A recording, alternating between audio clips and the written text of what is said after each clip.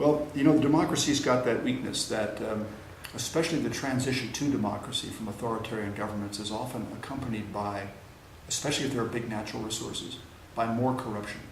The electoral campaigns themselves become opportunities for corruption, party financing, vote buying, and expenditures which are designed primarily for populist reasons, not for investment reasons. This has been well documented. And then you say, well, but is that as bad as the dictator? And I guess if you have a very nice dictator who's virtuous and kind, humble and efficient, that's a good thing. As I look around Latin America, Africa, most parts of Asia, I don't see many of those guys around. So we can't count on the theoretical virtues of the uncorrupted monopolistic system.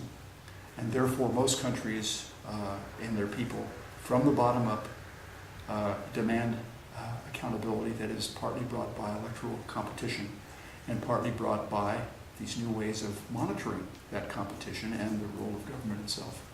So I guess I think that, getting back to your question about Thailand, I'm not an expert on Thailand, I don't want to comment on that election. But I have no doubt that if it's like other countries, the election process itself is full of potential corruption. And we have to make sure that vote counting at least, is very, very clean. And then the financing is the next challenge, which we haven't licked even in some of the most advanced countries.